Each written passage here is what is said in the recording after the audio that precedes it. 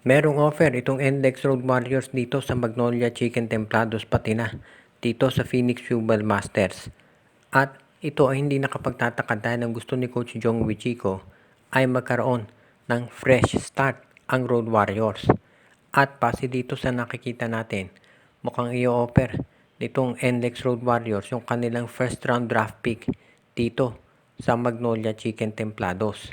Samantala naman, so kung mapupunta yung draft pick ng NLEX sa Magnolia, makukuha naman ng NLEX itong si Tyler Tio mula dito sa Phoenix Fuel Masters plus si Ken Taffin.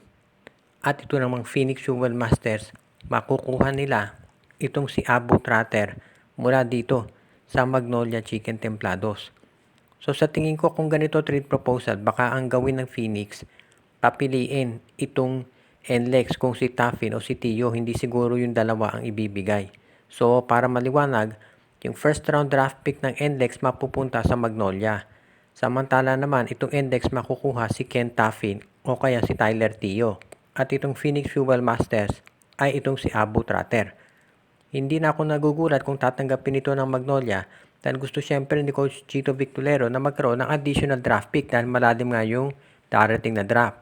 Samantala naman itong Phoenix, bukod sa first round draft pick nila sa number 4, kung makuha nila si Tratten, magkakaroon na sila ng isang big man na magagamit.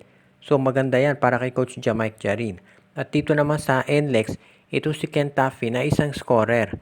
At alam natin yan ang kinakailangan ng NLEX ngayon dahil pasyado silang umaasa kay Robert Bolick.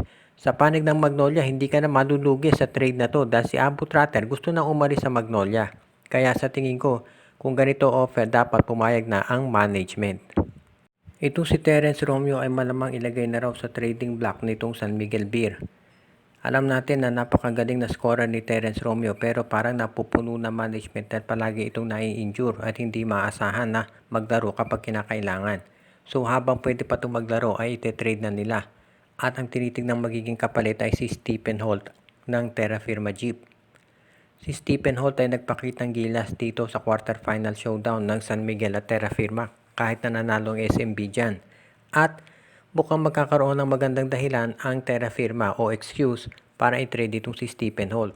Dahil ang bali-balita ngayon, mukhang sa number 3 babagsak itong si Cedric Bearfield. Number 1 si Justin Baltasar na kukunin sa draft, number 2 si Kai Balungay at number 3 si Bearfield. Kapag nandyan na si Bearfield, obviously may ite-trade sa point guard nila dahil hindi naman pwedeng sama-sama dyan si Tiongson, si Holt at si Bearfield dahil mag-aagawan niya sa posisyon. Kaya malamang i-trade na ng Terra Firma itong si Stephen Holt dito sa San Miguel Beer at kapalit si Terence Romeo. Si Romeo magiging isa ng shooting guard dito sa Terra Firma Jeep.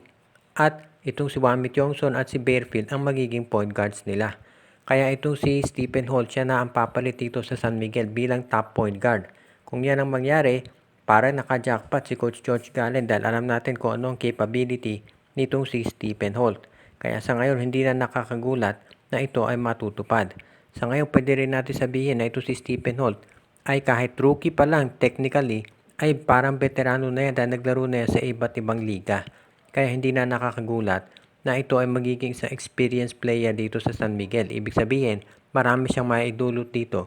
At ito ay very healthy, hindi naman siya injury prone. Kaya sa tingin ko, bagay na bagay itong si Stephen Holt dito sa San Miguel Beer.